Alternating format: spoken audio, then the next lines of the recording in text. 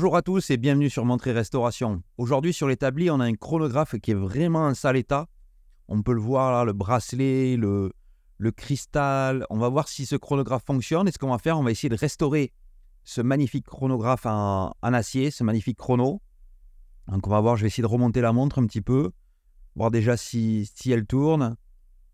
On voit il y a un poil à l'intérieur du boîtier. Je ne sais pas comment celui-là il est arrivé là. Là, j'essaie de remonter la montre, mais on voit la montre ne débarre pas. Ah, le chrono s'est remis à 0. Mais il n'y a rien, absolument rien qui fonctionne. On arrive à changer l'heure. On voit, ça bouge à l'intérieur. Donc, il y a le mécanisme et le cadran qui bougent. Oh, pas mal de problèmes sur cette montre. Donc, on va essayer de réparer tout ça. On voit la boîtier en or, 18 carats.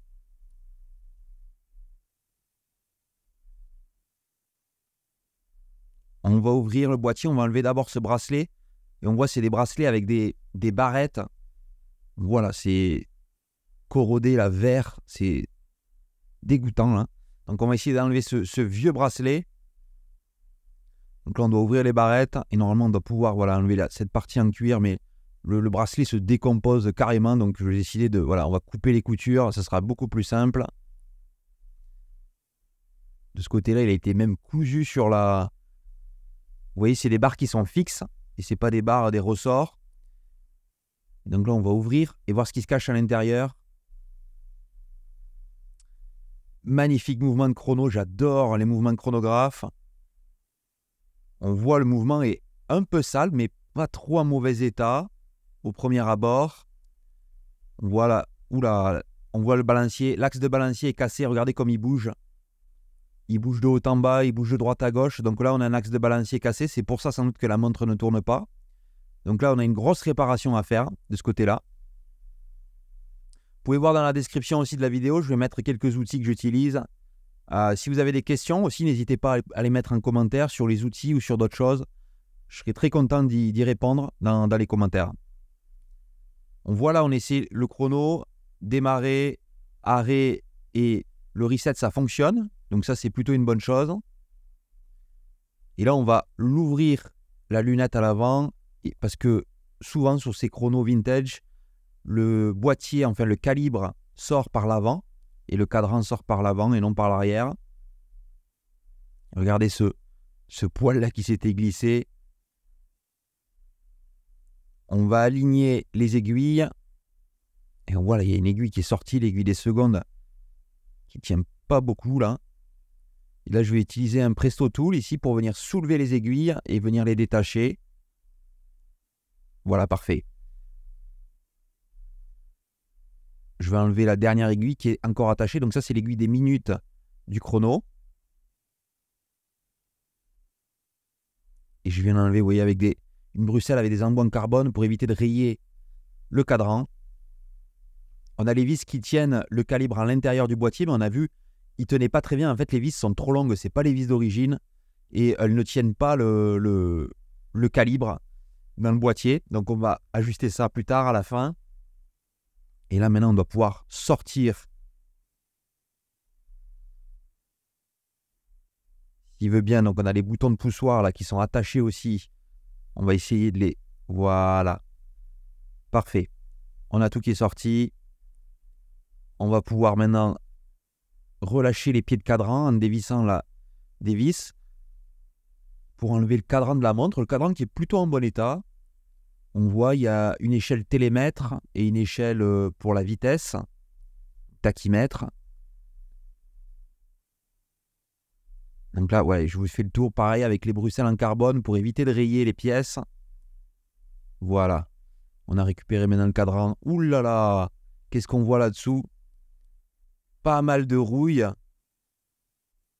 sous le mécanisme. Donc sans doute de l'eau ou de l'humidité qui est rentrée par la tige de remontoir. Donc ça, c'est des chronos. Ces chronos vintage ne seront absolument pas waterproof. Il n'y a aucun, même sur le boîtier, il n'y a pas de joint. Donc ce n'est pas des montres, vous ne devez même pas les passer sous l'eau. Quand vous vous rincez les mains, il faut faire très attention. Et là, il y a sans doute de l'eau qui est rentrée. Et on voit au premier abord, on ne le voyait pas. Et là, on voit quand même pas mal de rouille sur ce mécanisme. Donc, ce qu'on va faire, bien sûr, on va démonter et on voit l'axe de balancier qui est cassé. Peut-être la roue, il n'a pas aidé aussi, hein, ça affaiblit le métal. Donc là, on va démonter tout le mécanisme. Donc d'abord, le mécanisme du chronographe où on voit j'enlève pas mal de ressorts.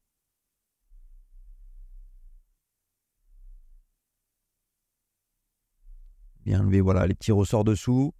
Comme ça, on va enlever toute la tension dans le mécanisme de chronographe. Et ensuite, on va pouvoir enlever les pièces du chrono, une à une.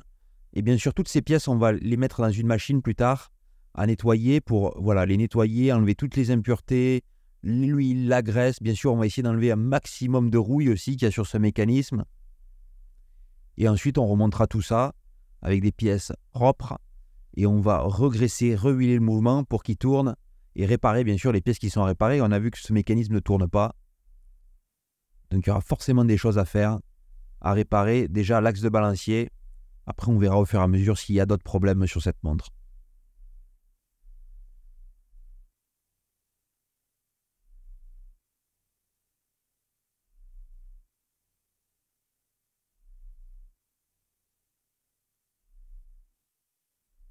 Donc là, on est sur un chronographe à cam. On le verra quand on va remonter le chrono. Donc voilà, c'est un type de chronographe, on va dire, vraiment très commun à l'époque, ces chronographes à cam. Il y a les chronographes à colonne et les chronographes à cam. Les chronographes à colonne étant les chronographes, on va dire, de meilleure qualité, avec surtout une sensation quand vous poussez sur les boutons qui est de meilleure qualité, plus dur à produire, plus rare, plus cher. Donc ces chronographes à cam étaient vraiment, à l'époque, voilà, étaient fabriqués en grande quantité. Si vous n'êtes pas inscrit encore à la chaîne, je vous encourage à vous inscrire à la chaîne. Cliquez aussi sur le thumbs up pour si vous voulez liker la vidéo. Et si vous voulez vous inscrire, j'essaie de mettre une vidéo une fois par semaine.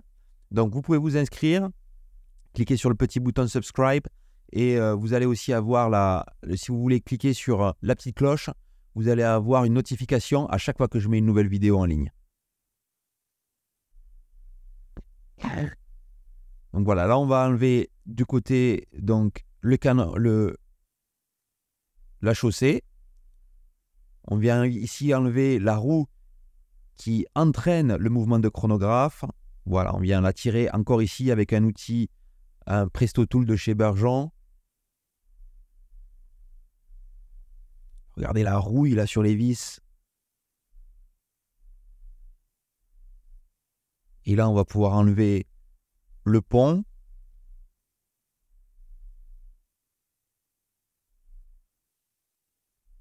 Oh là là, regardez toute cette rouille en dessous là. Donc on va essayer d'enlever tout ça, bien sûr, pour récupérer un maximum de pièces, garder les pièces d'origine. Toujours le but sur une montre de garder un maximum l'originalité, enfin c'est en tout cas c'est mon but à moi, de garder un maximum l'originalité de la montre avec ses pièces. Regardez là, le rocher là qui est complètement rouillé là sur le barillet. Voilà, on a réussi à l'enlever. Et on va enlever le dernier pont ici avec des roues en dessous, avec la roue d'échappement et la roue des secondes.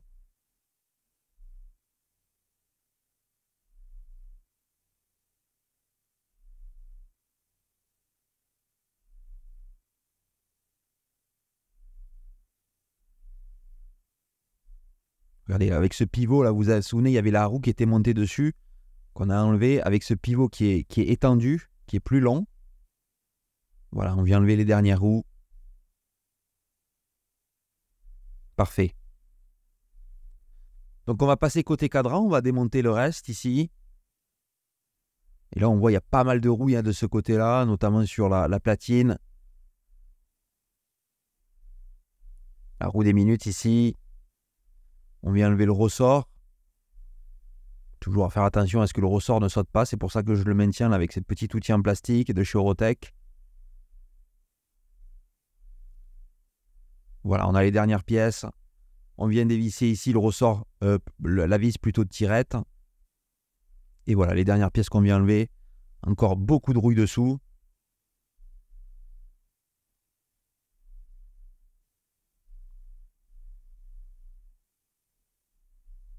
Voilà. On vient enlever les rubis ici aussi, là. Donc, qu'on va nettoyer, bien sûr. Avec un petit morceau de bois, là, je viens enlever toute trace d'huile ou de graisse séchée sur les rubis. On va faire ça partout. On va essayer aussi d'enlever, vous voyez, un maximum de saleté. Bien sûr, on va mettre tout ça dans une machine à nettoyer, mais voilà, tout le plus gros, on va essayer de l'enlever avant pour vraiment voilà, on facilite le travail. Après, plus tard, quand on va mettre tout ça dans la machine à nettoyer, là, on voit beaucoup de rouille sur la couronne, sur la roue de couronne.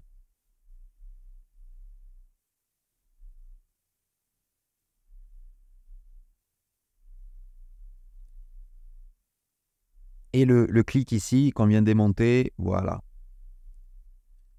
Ok, on va démonter le barillet pour voir le ressort à l'intérieur, dans quel état il est. On voit ici encore de la rouille sur le barillet là. Difficile à enlever. Avec la rouille. Essayer de se glisser en dessous pour le soulever gentiment. Voilà. Oh, regardez la rouille là sur le barillet là. Waouh. Ok, le ressort à l'intérieur là, plutôt en bon état, s'il n'y a pas de rouille. C'est un ressort, on va dire, moderne, c'est pas un ancien ressort, on dirait. Donc plutôt bien. On va lubrifier, enfin on va plutôt polir les pivots des roues là, avec un e-flex. Donc on va venir, pareil, enlever le plus gros, faire un petit polissage là, des points de pivot. On va nettoyer ici, vous voyez, avec un morceau de bois. On va essayer d'enlever un maximum de rouille. Pareil sur le mécanisme.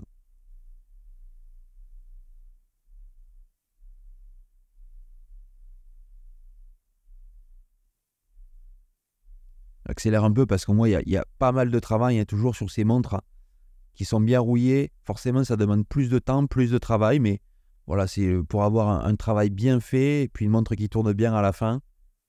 Il faut prendre le temps. Et là, on voit la rouille vient bien, on arrive à l'enlever. Forcément, elle attaquait un petit peu le métal, hein. C'est le défaut de la rouille, elle va venir attaquer le métal. Mais ce qu'il faut, c'est l'enlever pour que voilà, le métal ne soit plus attaqué après.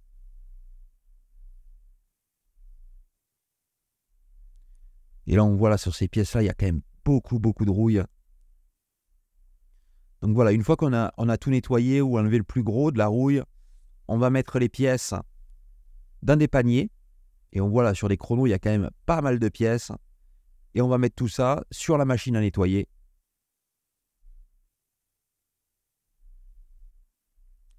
Et là, on voit, je finis les pièces avec une brosse en cuivre, là, où je viens frotter pour enlever les restes de rouille sur ces pièces.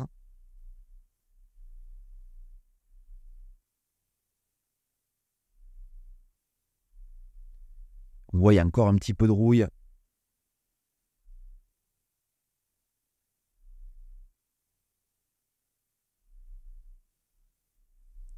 Et voilà, on va maintenant mettre ces pièces aussi dans les paniers.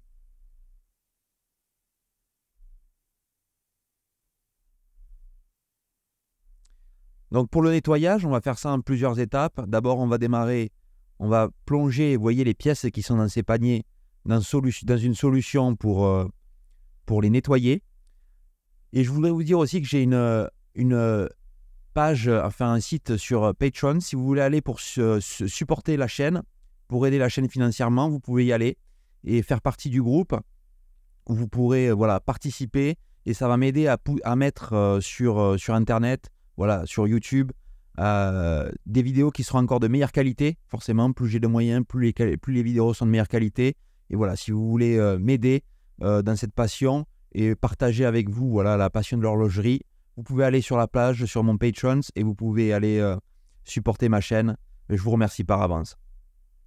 Donc voilà, les pièces ont été nettoyées, rincées 2 fois, séchées. Et maintenant, on va pouvoir passer au remontage.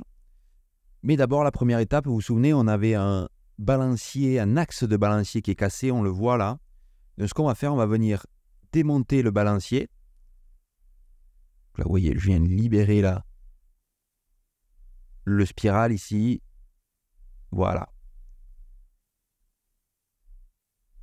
Donc là, je viens marquer, vous voyez, où il y a le petit point là, ici, où le spiral vient se fixer sur le pont du balancier. Donc là, je l'ai marqué. On va venir retirer le spiral du balancier. Voilà. Faire très attention avec ces ressorts, ils sont ultra fins, on peut les tordre. Et ça, après, pour les détordre, c'est assez compliqué. Et là, j'ai enlevé le plateau qu'il y a dessous, où on a le rubis. Voilà, ici, vous voyez, je viens presser. Et on va venir soulever. Voilà. On a enlevé le plateau ici, parfait. Là, maintenant, je vais venir enlever l'axe qui est cassé. Donc là, vous voyez, je viens le marteler pour le pousser à travers. Et voilà le nouvel axe qu'on va venir installer. Donc là, je vais le riveter en place, en fait. Donc là, j'appuie pour bien que le balancier soit assis. Là, je viens le riveter, en fait, avec un embout rond. On va venir écarter le métal dessus pour qu'il prenne sur la roue de balancier. Et là, maintenant, avec un punch qui est plat, je vais venir aplatir le rivet. Et là, voilà, on a le nouvel axe qui est remonté. Je vais venir remonter le plateau avec le rubis dessus. Voilà, je viens le presser en position. Parfait. Et maintenant, on va vérifier que le balancier, enfin, voilà, que la roue soit bien balancée. Donc, qu'il n'y ait pas de point plus lourd d'un côté. Donc, pour ça, on la met sur cet outil. Voilà, avec 2 rubis, on la fait tourner. Et vous voyez là, hop, elle balance. Ça veut dire que là, on a un point plus lourd d'un côté. Et forcément, le point le plus lourd va se mettre en bas. Donc là, on va attendre que la roue arrête de se balancer. Et quand elle va arrêter, ça veut dire que le point le plus lourd est en bas. Voilà, je vais l'attraper. Et ce qu'on va faire, sur le point le plus lourd, donc le point en bas, on va venir enlever un tout petit peu de matière avec une lime sur les têtes là, de vis, enlever légèrement de la matière. Et on va faire cette opération plusieurs fois jusqu'à ce qu'on ait un balancier qui soit complètement balancé. Donc, c'est-à-dire voilà, qu'il ne fasse plus ses retours en avant, en arrière. Normalement, quand il va rouler, quand il est balancé, il va s'arrêter. Vous allez voir là. Maintenant, on a fait ça plusieurs fois. Il tourne, il tourne, il tourne.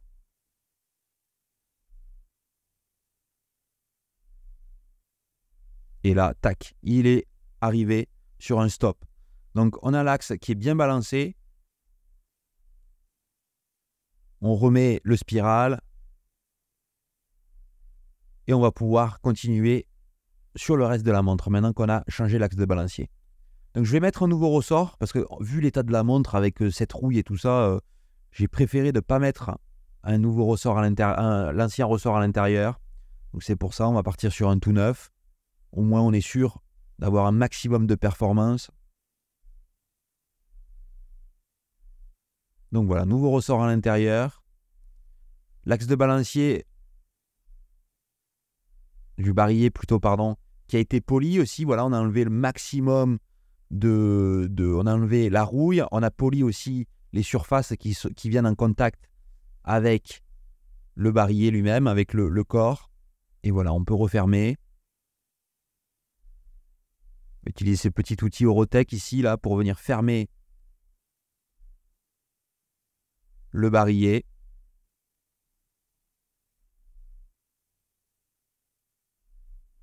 Voilà, parfait.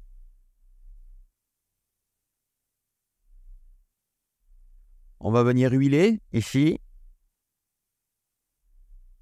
Donc là, vous allez me voir utiliser pas mal d'huile à différents points, surtout sur les chronos. Donc le but de huiler, c'est de réduire la friction entre les pièces et de réduire aussi l'usure entre les pièces. Parce que forcément, l'ennemi sur une montre, c'est la friction. C'est-à-dire que la puissance sur le ressort qu'on vient d'installer à l'intérieur du barillet doit être transmise à travers pas mal de pièces, et notamment jusqu'au balancier. Et forcément, s'il y a de la friction entre les pièces, on perd de la puissance. Et si on perd de la puissance, on va perdre aussi de la précision sur la montre. Donc c'est vraiment très important de garder cette puissance du ressort au maximum.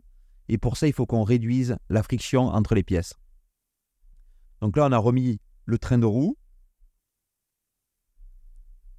On va remettre ici les ponts. Donc le premier, où on vient aligner, là vous voyez les roues sur les rubis. Donc ça, c'est les points de pivot. Justement, c'est des points de pivot qu'on va lubrifier plus tard pour justement avoir une friction qui est réduite au minimum.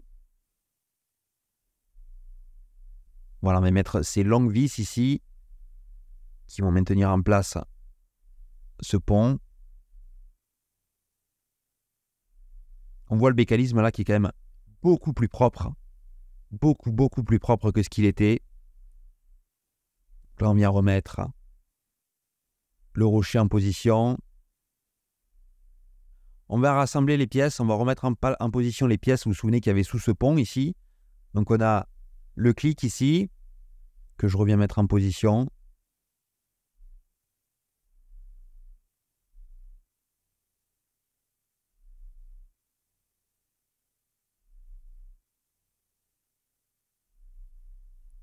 La roue des couronnes ici qu'on va venir déposer. Vous vous souvenez qu'il était pas mal rouillé aussi.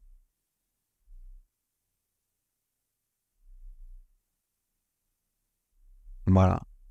On vient remettre en position.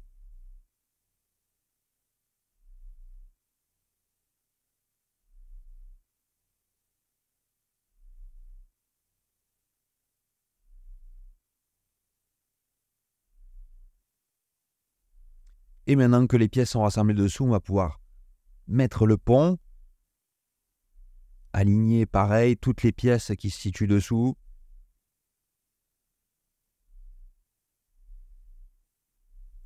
Et une fois que c'est fait, on va pouvoir sécuriser avec les vis.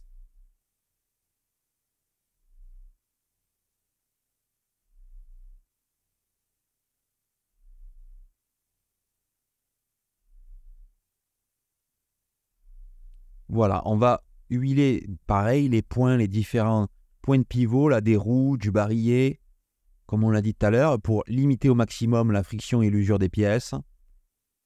On utilise des huiles différentes. Donc là, on est sur une huile, vous voyez, avec une viscosité faible. Celle-là, la rouge, c'est une huile avec une viscosité moyenne. Donc ça dépend les roues, ça dépend les endroits. On vient mettre différents types d'huile. Et ici, on va réassembler donc le côté cadran. Donc là, vous voyez, je mets une graisse bleue avec une viscosité très forte parce que ces pièces vont avoir beaucoup de tension entre elles. Donc on utilise une graisse. On va remettre la tige de remontoir.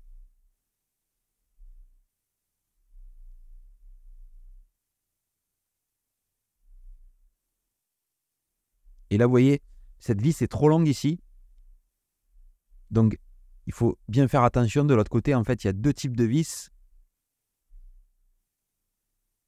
Et voilà, là, j'ai dû enlever le pont parce que j'avais oublié aussi de mettre la vis des tirettes. Et vous voyez, il y a deux vis de taille différente. Donc, il faut bien mettre la vis courte là où il faut. Donc, c'est pour ça, vous voyez, sur les chronos, il y a plein de vis.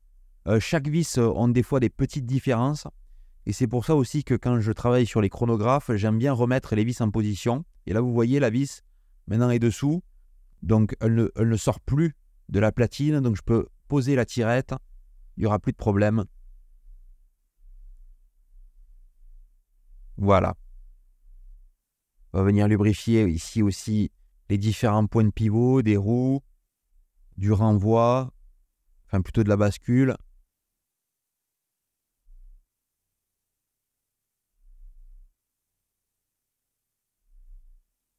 Voilà, on vient mettre ici la bascule en position.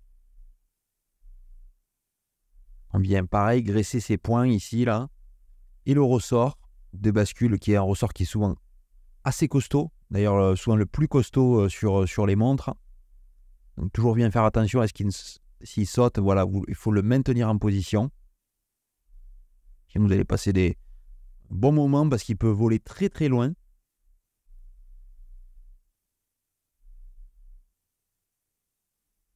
Voilà, on remet ici la chaussée, la roue des minutes.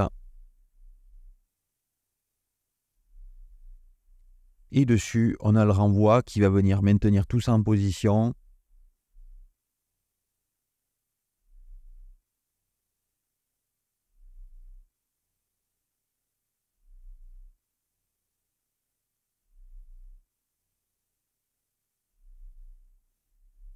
Parfait, on va vérifier voilà, que tout fonctionne.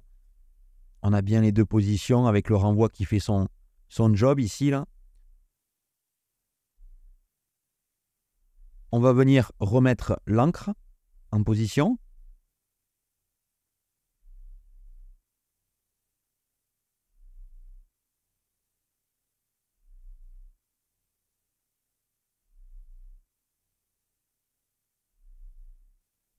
Voilà, on a l'ancre là maintenant qui est bien alignée dans son rubis.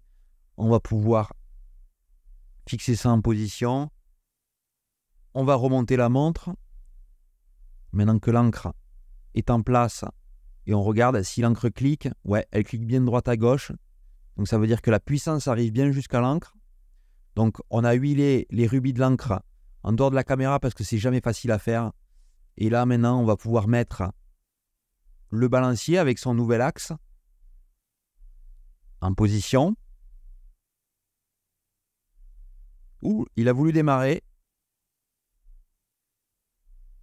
Pas exactement en position là. On voit il bouge encore un petit peu. Ah, ça y est, il est parti.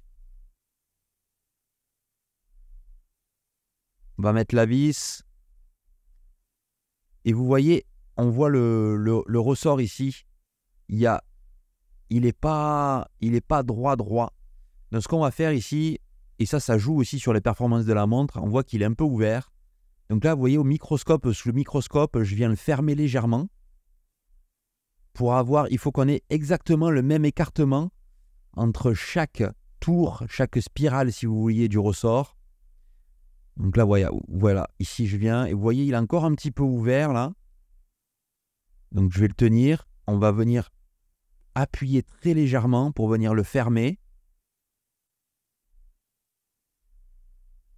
Et là, on est plutôt pas trop mal. C'est un travail extrêmement méticuleux à faire. Donc voilà, il faut faire bien attention. Et là, on voit ça aussi, c'était pas bien droit. Il faut que ça pointe vers le haut.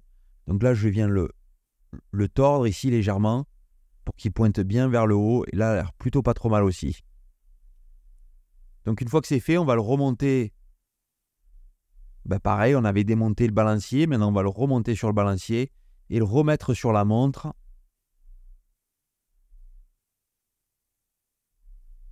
Comme on l'a dit, sur cette montre, beaucoup de travail à effectuer. Et là, on voit le mécanisme qui repart gentiment. Et on verra plus tard. Donc, ce qu'on va faire maintenant que le mécanisme tourne, on va le laisser tourner et on va remonter le mécanisme de chronographe. Et on voit le mécanisme a l'air de tourner plutôt correctement. Mais toujours, on verra à la fin le résultat sur le time grapher, si la montre a une bonne amplitude, si elle garde un temps correct. On va remettre, donc on voit là, ça c'est la cam ou une partie de la cam du chrono. Donc comme on l'a dit, c'est pas un système à colonne, c'est un système à cam. Et cette cam, en fait, cette pièce va venir interagir avec pratiquement l'ensemble des pièces du chronographe. Et c'est elle, en fait, qui va dicter le démarrage, l'arrêt ou la remise à zéro du chronographe en faisant bouger toutes les pièces. Donc c'est un petit peu, si on veut, le cerveau ou ce qui connecte toutes les pièces entre elles. Donc là, on voit, il y a le marteau ici qui est directement sur la cam. On vient huiler ici aussi les cams des roues de chrono, du chrono et la roue des minutes du chrono. Parce que c'est ces cams-là qui vont permettre le retour à zéro. Quand vous avez cette partie-là que je viens d'huiler, ce plat qui va venir taper sur la cam. Ok, on remet ici le pont. Et j'avais oublié de mettre une pièce, donc on a dû tout enlever. Et oui, j'avais oublié de mettre ce petit ressort dessous là, que j'aime pas du tout d'ailleurs à chaque fois à mettre en position. Il est toujours pas facile à mettre en position et il est maintenu en place par une toute petite vis en général. Il n'est jamais facile à remettre.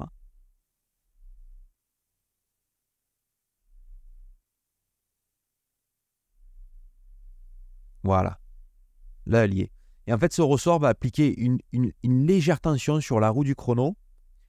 Et c'est ce qui fait que voilà, l'aiguille des secondes du chrono va avoir un battement sans trop de saccades. C'est ce petit ressort avec cette légère tension qui va éviter d'avoir des saccades trop fortes sur la seconde, sur l'aiguille des secondes du chronographe. Donc là, voilà, on vient aligner pareil les roues dans les rubis là, sur le pont du chrono. Et une fois que c'est fait, on vient visser tout ça en position. Voilà, sur la cam, c'est pareil. On va huiler tous les points de contact métal contre métal parce qu'on veut que voilà, les pièces, comme on l'a dit, réduire l'usure. Et là, c'est pareil, quand on va appuyer sur les boutons du chrono pour qu'il n'y ait pas trop de résistance et que les choses se fassent voilà, d'une manière correcte. Là, on vient mettre cette tige ici qui vient connecter les boutons du chrono jusqu'à la cam. Et on voit, on a un point de pivot ici sous la vis, en fait, à un épaulement qui fait point de pivot.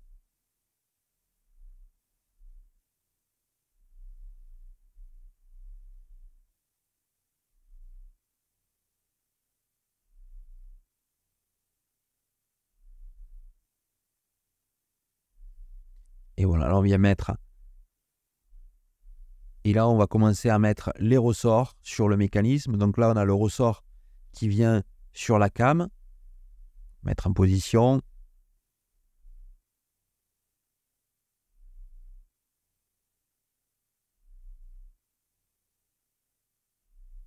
Bien armer le ressort, là on voit sur la cam.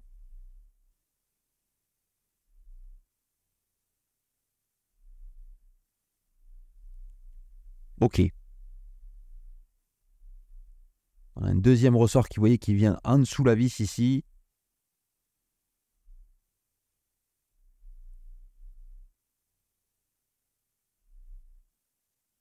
Le ressort ici qui vient pour cette petite roue intermédiaire. Ici, vous allez voir qu'il fait la connexion entre la roue du chrono et la roue des minutes. Ici, on va venir pareil armer ce ressort. Voilà.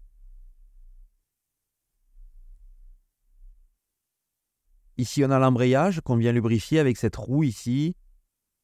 Donc l'embrayage, c'est ce qui va faire la connexion en fait entre le mécanisme de la montre qui donne le temps et qui tourne tout le temps, forcément si on donne le temps, et le mécanisme du chronographe qui lui ne tourne pas tout le temps, il tourne sur demande. Donc c'est cet embrayage, comme sur votre voiture, qui va faire la connexion entre le moteur et les vitesses. Donc là, vous voyez, je viens pareil huiler tous les points de contact, les points de pivot. Et on va mettre ce ressort qui va venir mettre la tension justement dans cet embrayage. Voilà. Ici, on a un petit ressort qui vient faire l'indexation des minutes pour le chronographe.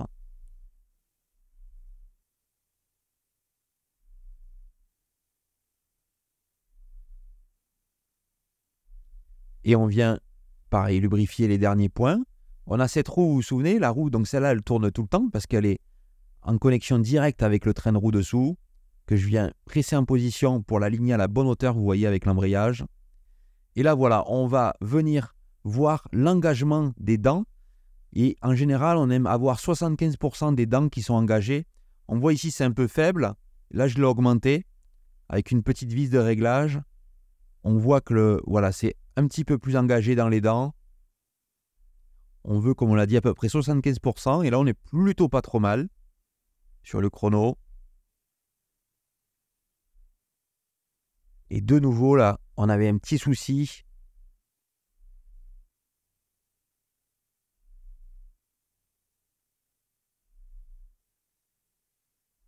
Donc, on va démonter et on va venir ajuster ici, vous voyez, avec une vis, avec un tournevis, pardon. Je viens bouger légèrement ce ressort.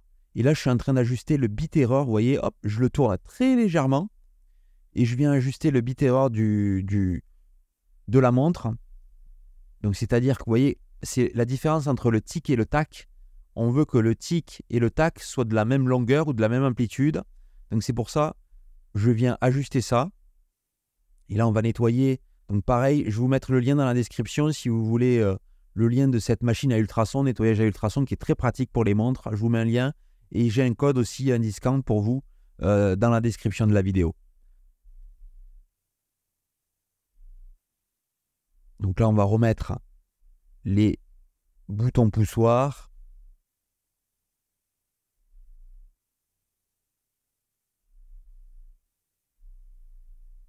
Et on va mettre le deuxième maintenant.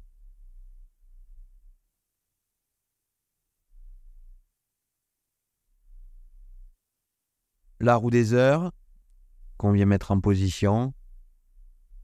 Le cadran dessus. Le cadran, je ne l'ai pas touché. J'ai trouvé qu'il était plutôt en bon état. Forcément avec un look un peu vintage. Et c'est toujours bien de garder la cohérence entre voilà, le cadran, le boîtier. Ça ne sert à rien d'avoir un boîtier par exemple tout neuf avec un cadran vintage. Ou l'inverse, d'avoir un cadran nickel avec un boîtier un petit peu abîmé. Donc là, je viens remettre l'aiguille des heures en position. Voilà, que je viens presser. On va l'aligner à minuit. Et on va mettre l'aiguille des minutes aussi qu'on va aligner.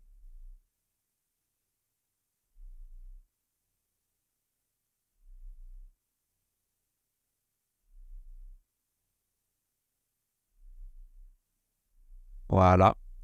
Et là, on va venir la presser en position aussi. Vérifie que les aiguilles soient bien alignées. 6 heures. Ouais, parfait. L'aiguille du chrono en rouge.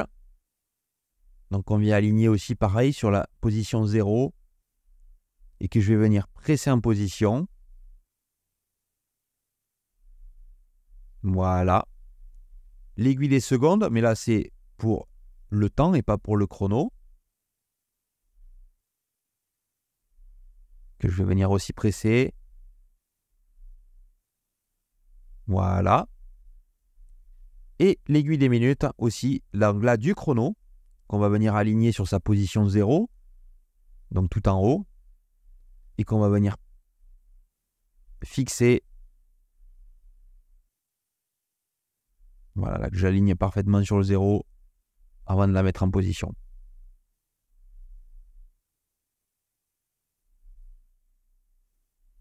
Parfait.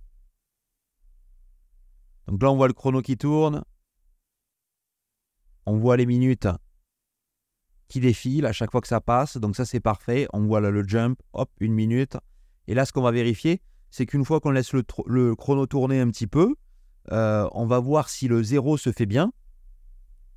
Donc on va arrêter et on va remettre à 0. Et on voit les deux aiguilles qui reviennent parfaitement sur leur position de 0.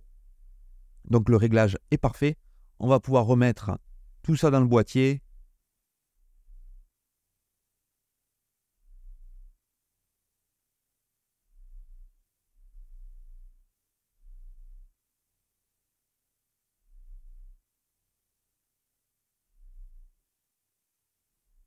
Donc là, vous voyez, j'essaie de mettre les boutons de poussoir, de les aligner. Voilà, parfait.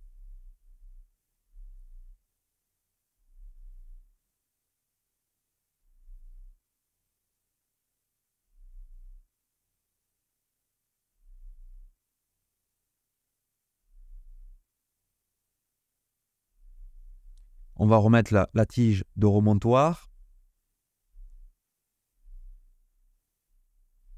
Qu'on viendra sécuriser bien sûr. On va juste poser le cristal, on ne va pas fermer encore. On va juste le poser pour protéger le cadran. Et voilà, on va remettre les vis ici. Vous voyez qui étaient un petit peu trop longues, donc là on les a ajustées pour que voilà, on voit là le mécanisme voilà, qui vient bien remonter et se fixer contre le cadran. On va remettre le boîtier arrière. Fermer tout ça. On va démagnétiser la montre et on va voir le résultat sur le time grapher. Et je voulais vous dire que j'ai mon propre site. Donc vous allez aussi trouver dans le lien, dans la description de la vidéo, le lien pour mon site. Je vends des montres que je restaure aussi sur la chaîne, sur certaines vidéos. Donc si vous voulez acheter certaines de mes montres. Et aussi si vous voulez envoyer votre montre, comme ce chronographe par exemple, pour une restauration, pour un service, pour une maintenance, n'hésitez pas à me contacter. Je serai très content de travailler sur votre montre. Donc on voit là, je suis en train d'ajuster la montre. On voit l'amplitude à 348 qui est très bonne. Et là voilà, après un ajustement, on voit un bit error à 0,1 qui est parfait. On voit une montre, ça y est, qui tourne autour des zéros là. Après un petit ajustement. Donc le résultat est parfait. Si vous n'êtes pas inscrit à la chaîne, je vous encourage à vous inscrire. Vous allez voir, comme ça vous aurez notification pour les prochaines vidéos de restauration avec des montres qui vont tourner comme celle-là, avec des magnifiques montres vintage. Donc merci beaucoup pour avoir regardé cette vidéo et on se retrouve pour le prochain épisode. Bye bye.